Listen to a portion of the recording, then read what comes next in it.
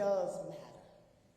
But what we are willing to do with that history matters. How are we going to take the tragedies and atrocities of the past and make some good out of them? You know, I want to thank Brian Stevenson for his vision and others who work side by side with him.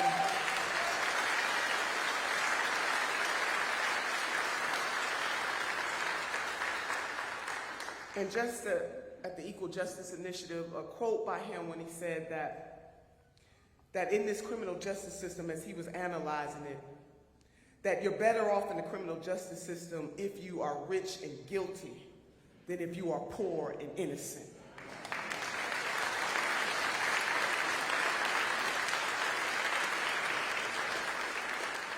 I'm just full right now.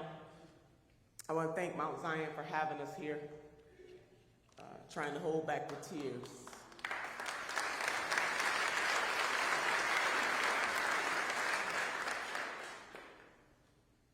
When I think about Senator Bernie Sanders, he could have been anywhere. Unlike some folks who fundraise in the rich folks' houses, he's going to the houses of people who live in the South. One lady's house that we went to, and she lives in a trailer, where there's raw sewage in her yard, where her babies can't even go out to play, where her children's health is in jeopardy in the 21st century in the United States of America, in the state of Alabama. So if you want real transformational change that touches the overwhelming majority of the working poor and barely middle class in this country, then Senator Bernie Sanders is your champion.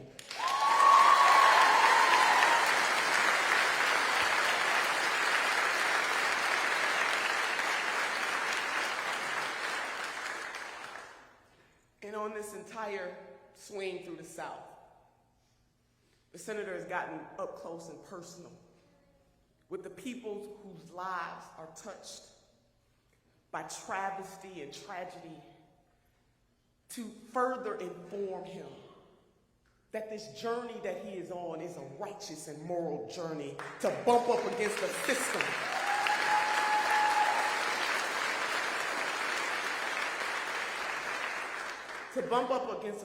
that has left far too many people behind.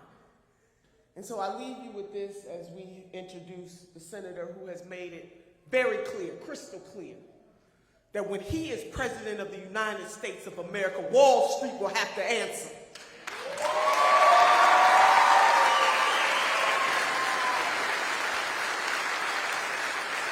That when he is president of the United States of America, pharmaceutical companies will have to answer.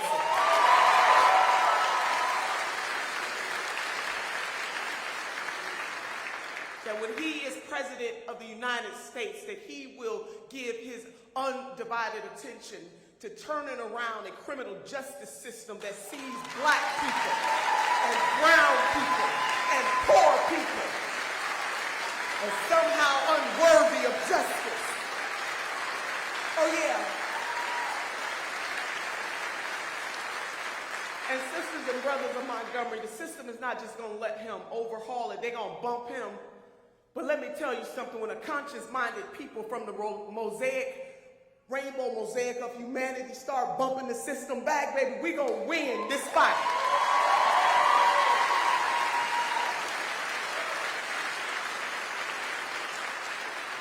So Micah 6 and 8 ask us all a very important question. What does the Lord require of us?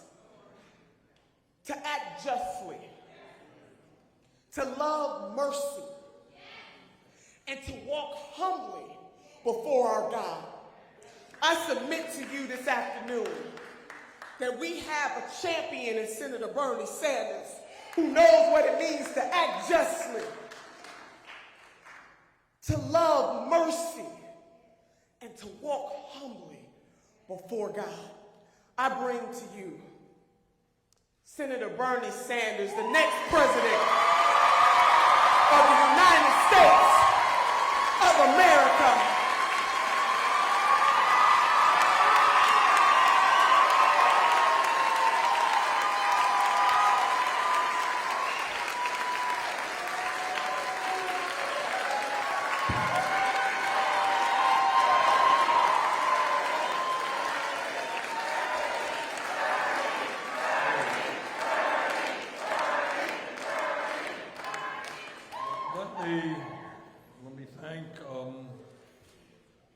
the AME Zion Church for allowing us to use their beautiful facility. Let me thank all of you for coming out on a Monday afternoon. What a turnout. And like Senator Nina Turner, I'm a little bit shaken up myself because we just returned from the National Memorial for Peace and Justice. And I gather many of you have been there, yeah? And it's an extraordinary monument to terrorism in the United States of America. It's a monument to the memories of at least 4,400 African Americans who, since Reconstruction, were lynched. It is a memorial to the horrors of American history, which we have got to understand. We cannot go forward if we sweep history under the rug.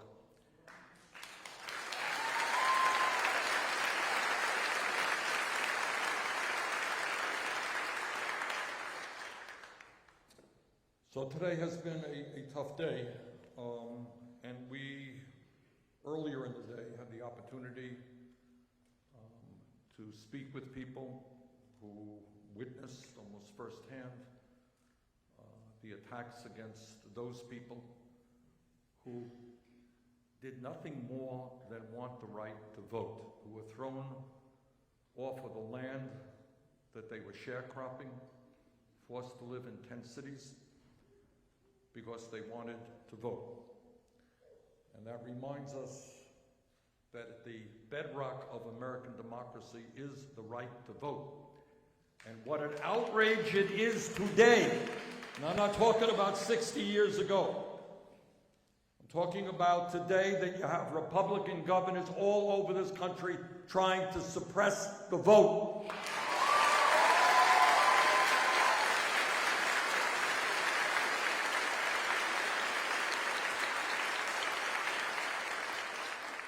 And if I've said it once, I've said it a million times. And I speak as somebody who has run for office many times in Vermont.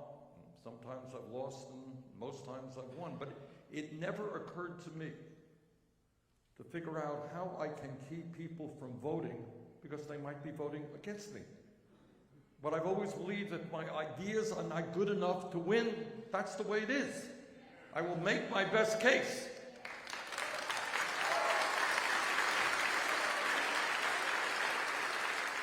But that we have cowardly governors from one end of this country to the other who are afraid of participating in free, fair, and open elections. And I say to them, if you don't have the courage of your convictions, if the only way you think you can win an election is by denying people the right to vote, get out of politics and get another job.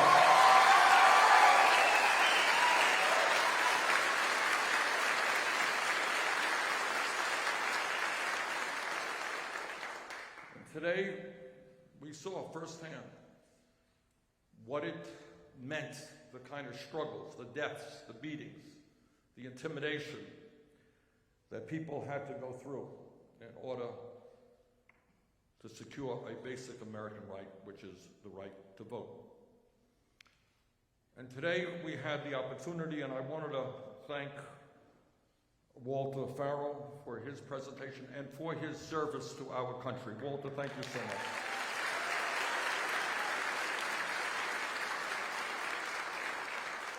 And I wanted to thank Beth Cox and Pamela Sue Rush, not only for being here, Pamela, but thank you for allowing us to come to your home.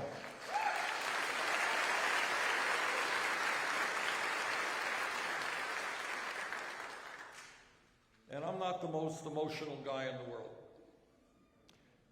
But this is tough stuff. It is tough stuff to see children. Pamela has a daughter who is 10 years of age, who has trouble breathing in the night. She has to wear a special thing in order to breathe in the night, probably because of the mold that she has in her trailer. And we see in this country millions and millions of people who cannot go to a doctor when they get sick. This is, and what we are about in this campaign and what tonight is about, why we almost always bring people up to talk their truth. Because you don't see and hear that truth in Congress, and you don't see or hear it on television. And the truth is that there are millions and millions of people in this country, almost 40 million people who are living in poverty. These are people who are struggling every single day to put food on the table for their kids, to pay the light bill, to put gas in the car in order to get to work. In the wealthiest country in the history of the world, we need an economy that works for all of our people, not just the 1%.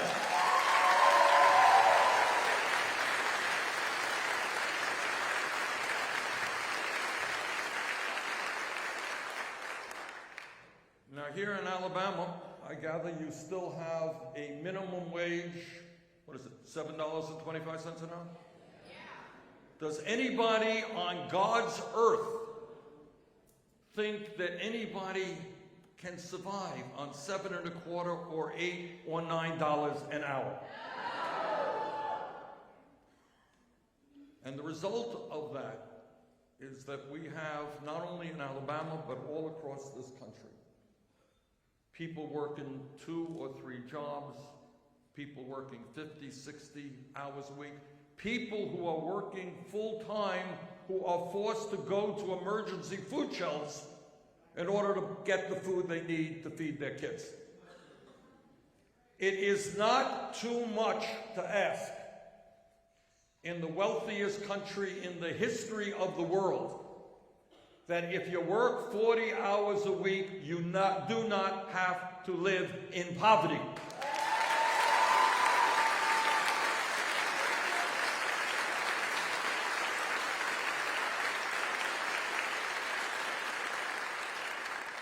And whether the governor of Alabama and the governors of other states like it or not, we are going to raise that minimum wage federally to $15 an hour.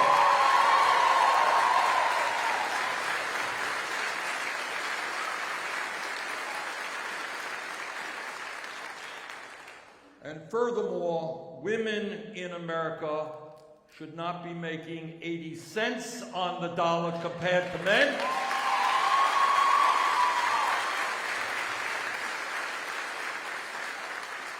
And minority women should not be making even less. Equal pay for equal work.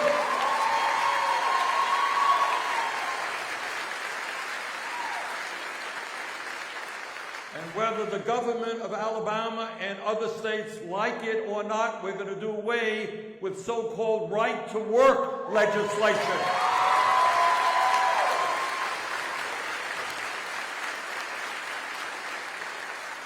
And we're going to make it easier, not harder, for people to join unions.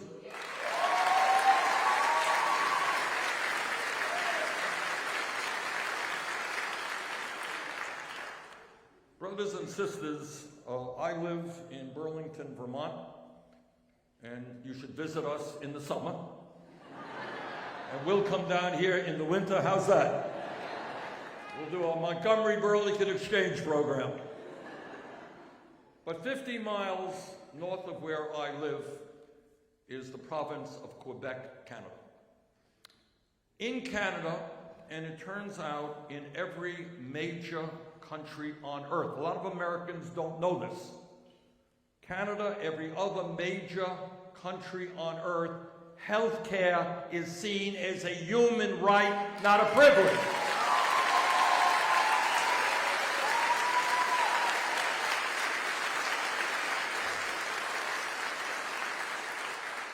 What that means in Canada, in the United Kingdom, in Germany, in Sweden, in Norway, in Finland, in virtually every major country on earth, you go to the doctor when you need to go, regardless of your income.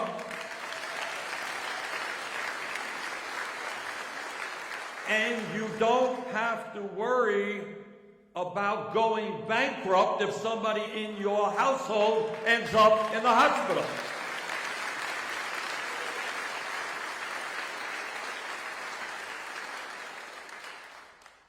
I visited Toronto, Canada, a year and a half ago, went into the hospital, and I talked to patients who had extensive surgery, serious heart surgery, cancer surgery. Do you know how much it cost them when they got out of the hospital? Anyone here know?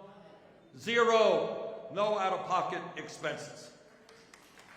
That is a humane society.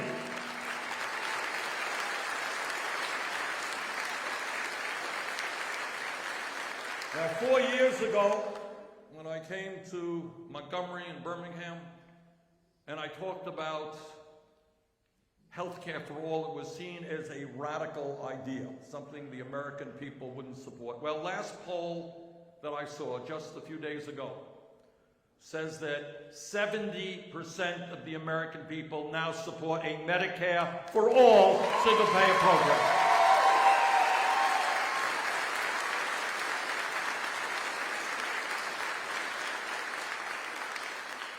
Now, mark my words. I'm in a church, so mark them. Tell them the truth. In a few weeks or months, you'll be seeing 30-second ads on television telling you how terrible Bernie Sanders is and how he wants to take away your health care and all this stuff. Know who is paying for those ads. Those ads are being... I love you too.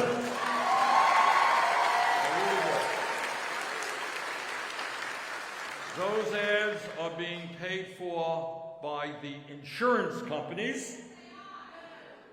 The insurance companies, where you have a situation where over the last 5 years they made $20 billion in profit, where the guy who was head of Aetna managed to engineer a merger with CVS.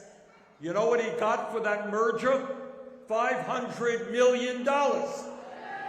So we don't have enough doctors, we don't have enough hospitals, hospitals are closing down, people can't go to the doctor, but somehow or another we have in our healthcare system $500 million for one guy to engineer one deal which will raise healthcare costs. That is called a dysfunctional healthcare system.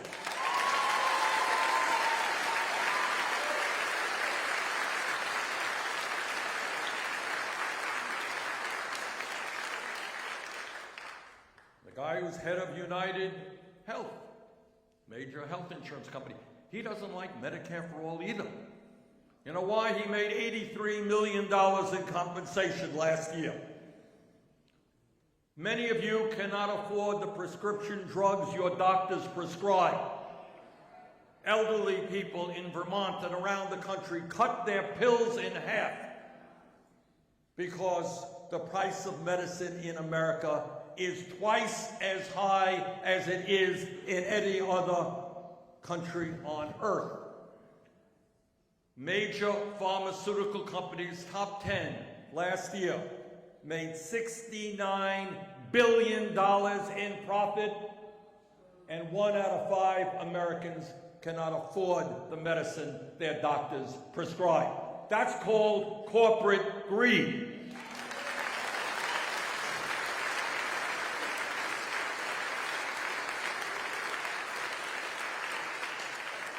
Think for a moment how crazy it is. Somebody is sick, they go to the doctor writes out a prescription, and they can't afford to fill it. What happens to that person? They get sicker, then they end up in the emergency room, which is very expensive health care. Maybe they end up in the hospital, maybe they die.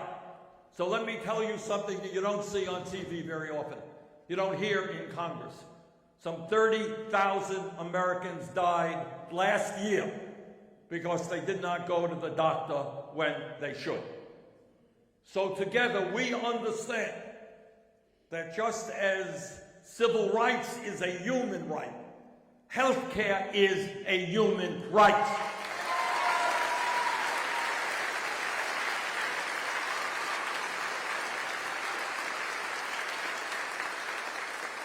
And we will pass, whether the drug companies like it or not, whether the insurance companies like it or not, we are going to pass a Medicare for all single-payer program.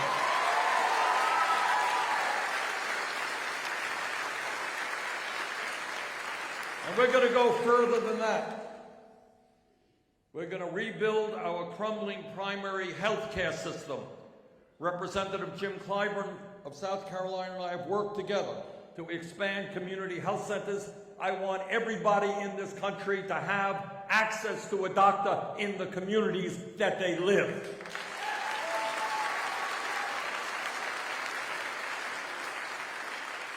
And we are going to deal not only with universal health care, but with disparities in racial disparities in the healthcare system.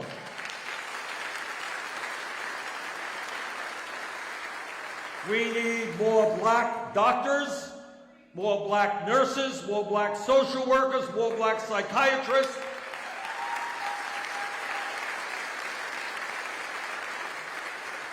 That is why we're going to greatly expand the National Health Service Corps, which says that anybody who graduates medical school will get all of their debt forgiven if they serve in an underserved area in America.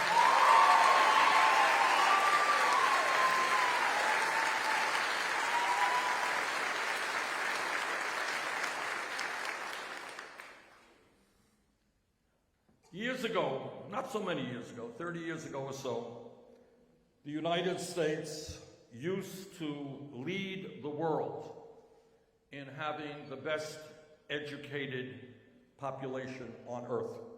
We were number one. Today, we are no longer number one. We are behind many other countries, South Korea, Japan, Canada, Ireland, the United Kingdom, Australia, among others. We're about in 11th place and sinking.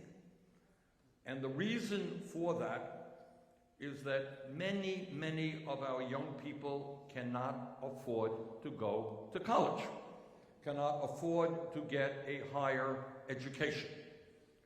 And then what we also know is that large numbers of people drop out of school because they are incurring student debt that they simply will never be able to pay off. I believe that in the year 2019, the time is long overdue to make it clear that any young person in this country who has the ability, who has the desire to get a higher education, whether it's college or a trade school, that young person has the right to do that, which is why we will make public colleges and universities tuition free.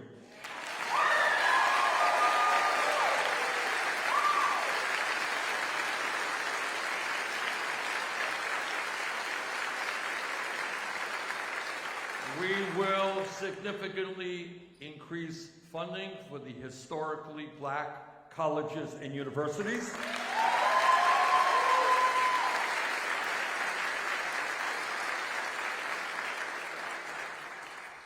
Yesterday, some of you may have noticed that a very kind gentleman, a billionaire, forgave the debts of student at Morehouse.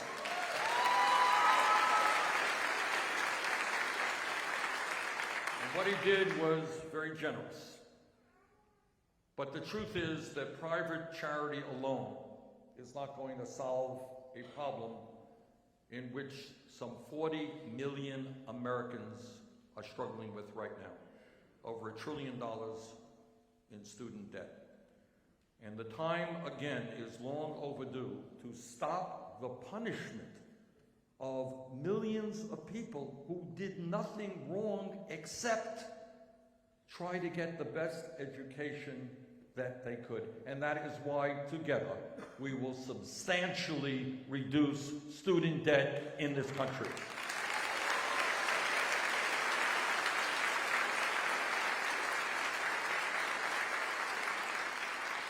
Just the other day, we outlined a rather comprehensive program on education. We called it the Thurgood Marshall program. And all of you know who Thurgood Marshall was, one of the great Supreme Court justices in American history. And essentially what we said is that it is unacceptable that we have public schools all over this country which are not adequately educating our children.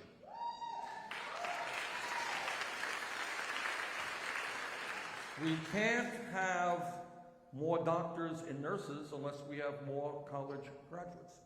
We can't have more college graduates unless we have more high school graduates.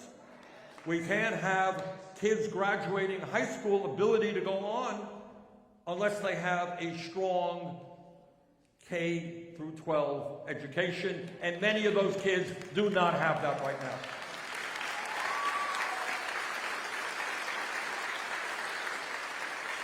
So there's a lot of things that we have to do, but at the top of that list is one very simple proposition. As a people, as Americans, we have got to say loudly and proudly that education is a major priority in this country.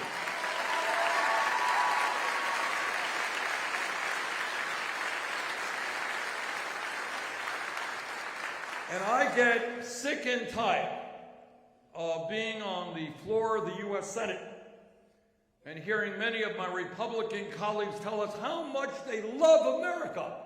They love America, but they don't love the children who are the future of America.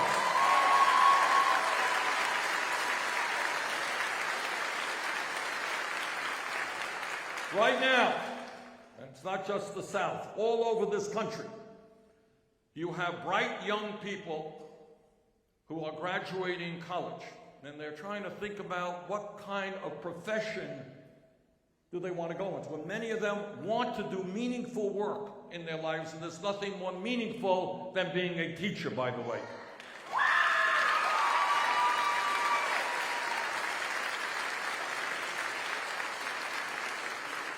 But they're looking around them and they're looking at what kind of paycheck they're going to get.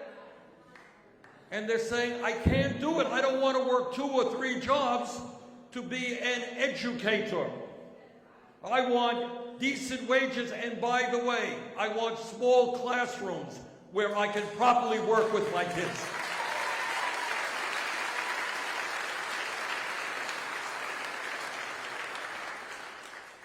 So when we talk about the priorities of America, maybe we should understand there is something profoundly wrong when apparently as a nation we can provide baseball players with contracts worth hundreds of millions of dollars, but we don't have enough money to pay teachers an adequate salary.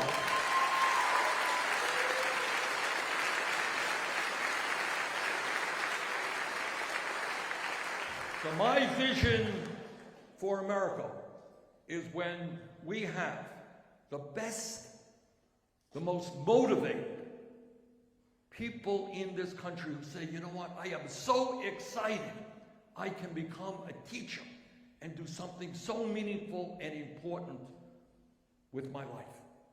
And those people who work so hard, who have so many issues to deal with, we have teachers in this country, all over this country, who are taking money out of their own limited paychecks to buy classroom supplies. How stupid is that?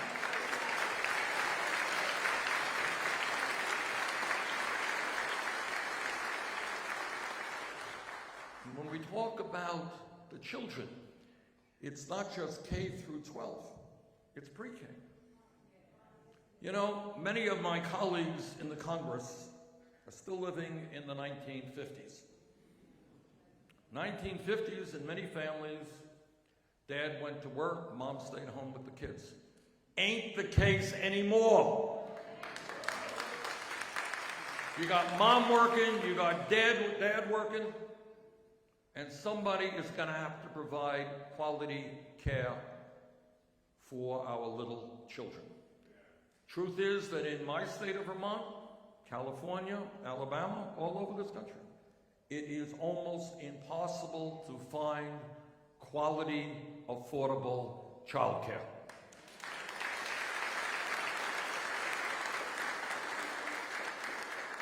So we are going to listen to the psychologists who tell us that the most important years of human development are 0 through 4. We're going to love our children. We're going to give them the intellectual and emotional nourishment they require.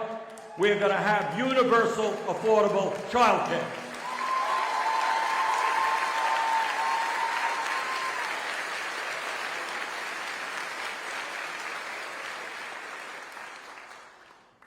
Now, my political opponents say, well, you know, Bernie is a nice guy. He wants to give out free this and he wants to give out free that. How is he going to pay for it? Well, let me tell you exactly how I am going to pay for it. Anybody here know how much Amazon paid in taxes last year? 0. Anybody knows who owns Amazon? Jeff Bezos, the wealthiest person in America.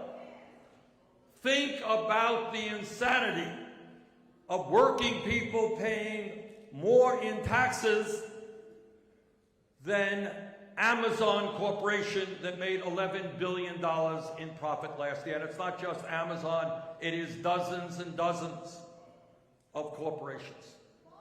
In fact, Donald Trump gave $1.5 trillion tax break to the 1% and large multinational corporations. Well, I got bad news for Mr. Bezos and the other profitable corporations. They are going to start paying their fair share of taxes.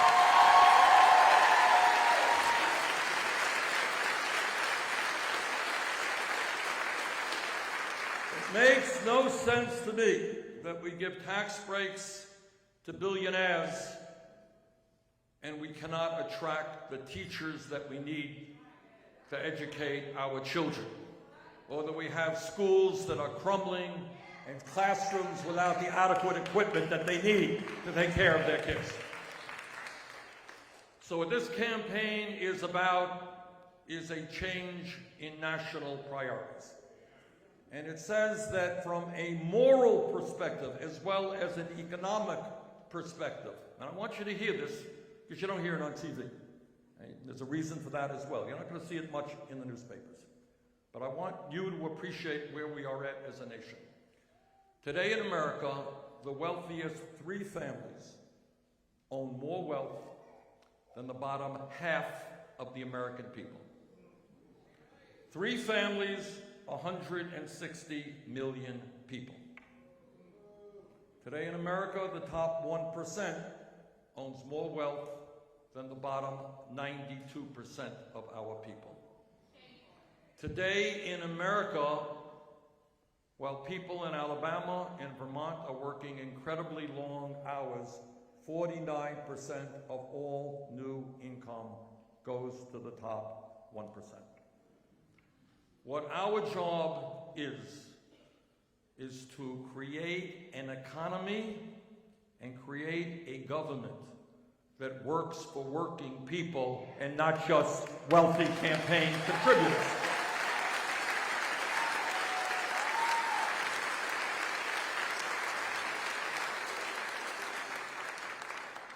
Last point that I want to make is to deal with a sensitive issue, but an enormously important issue. And I'm happy to tell you that I think we are making some progress in that direction.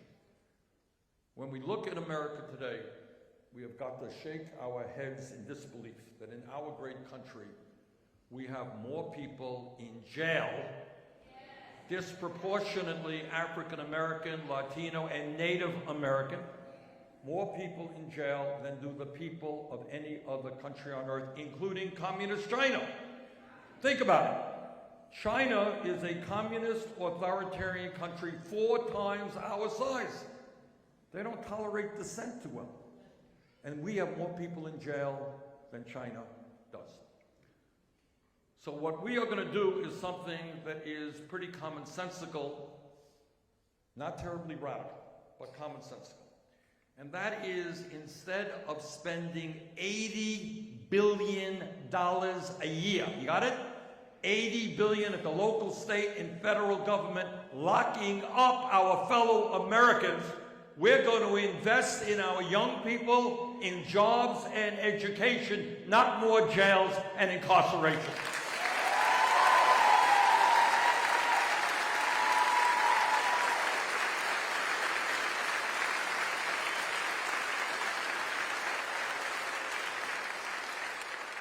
And that means eliminating private prisons and detention centers.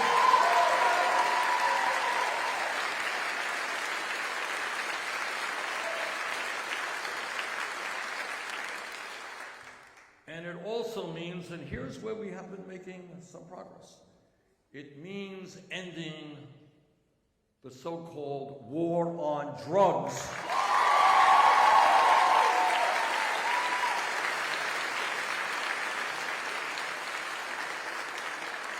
Many, many hundreds of thousands of lives have been severely impacted by people being arrested for possession of marijuana.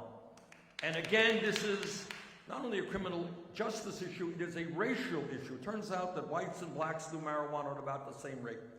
But if you're black, you're something like 6 times more likely to be arrested. And you all know what happens if you have a criminal record. You go out, you're trying to get a job, it's hard enough to get a good job, and you walk in and your employer says, well, do you have any arrests? You ever been arrested? Well, sir, yes, I have been. Well, thank you very much. We have somebody else who can do the job. So what happens then if you can't get a job? And you don't have any income, then you do something else. So we are making progress in moving towards the decriminalization and, in many cases, the legalization of possession of marijuana.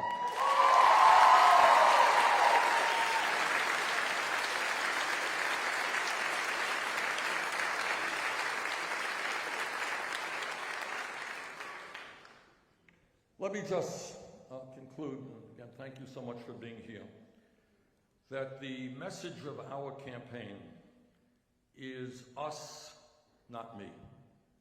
Anybody here know what I mean by that? I know it sounds like a good bumper sticker, and it may well be a good bumper sticker, but it is much deeper than that. What do I mean by that? Anyone know? We've got to make a change. Right. All right. It means, all right, other thoughts on what does us, not me mean? That's right. Us, not me. What else? Good. What it means is we have got to become a nation where you care about my 4 kids and my 7 grandchildren, and I care about you and your families.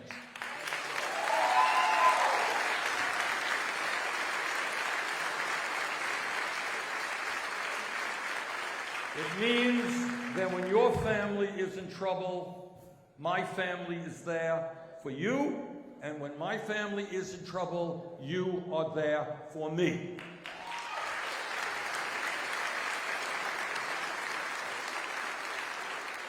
But I'll tell you what else it means, and nobody else who's running for president will tell you this. And that is that no president, not Bernie Sanders or anybody else, nobody, no matter how well-intentioned or honest he or she may be, cannot do it alone. Why is that? Why is that? President, very important, powerful position, no question about it. President can do a lot of things. But I'll tell you something else that no one talks about, and that is the power structure of America. Do you know what I'm talking about? Power structure, where the real power in America rests. You talk about entities like Wall Street. Everyone goes, oh, Wall Street, oh, well, that's all right. I want you to hear this. 6 Wall Street financial institutions, the largest 6, have assets equivalent to 54% of the GDP of America. That means 6 institutions control the flow of trillions of dollars. They decide whether communities do well or whether capital is withdrawn.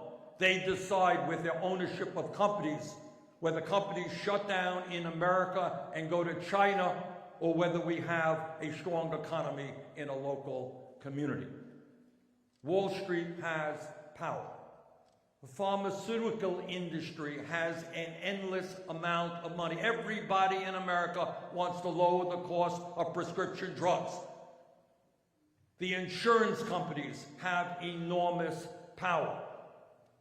The fossil fuel industry has enormous power. More and more, the American people understand not only that climate change is real, not only that it is caused by human activity, not only that it has caused devastating problems already in America and around the world, they understand what the scientists tell us. And that is, we have a dozen years to get our act together to transform our energy system.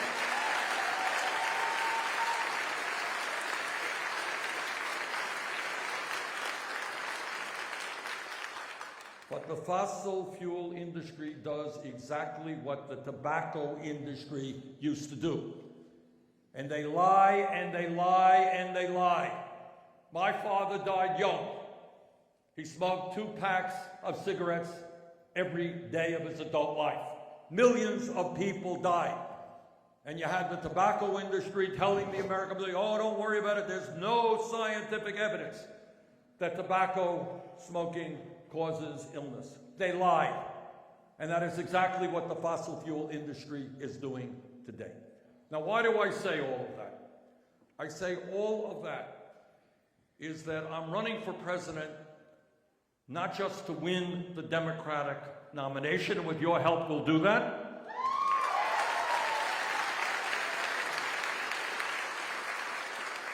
And I'm running for president not just to defeat the most dangerous president in modern American history,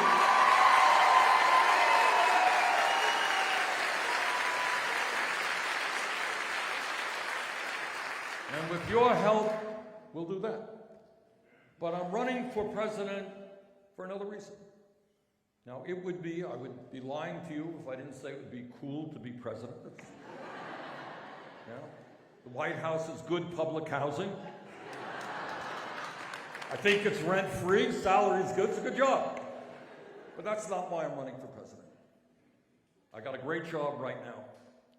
I'm running for president because with you, I think the time is now to transform our country and to create the kind of nation we know we can become.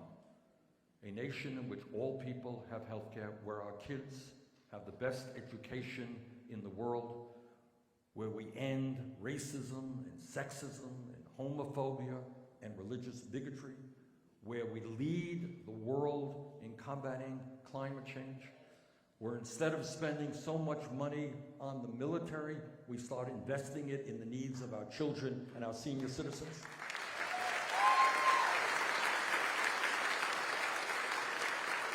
But I can't do that alone. Can't do it alone. No president can do it alone.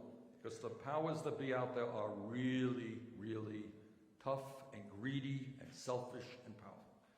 So we are in this fight together. And I'm here tonight. It's not tonight, it's this afternoon. It's been a long week. All right. I'm here this afternoon to ask for your help to win here in Alabama, and I think we got a shot to do that.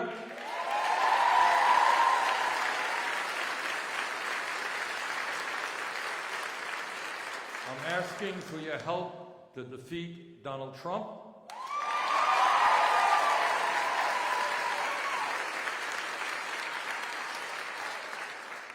And I am here to ask your help, to help transform this country and create the kind of economy and create the kind of government that this nation deserves. Thank you very much.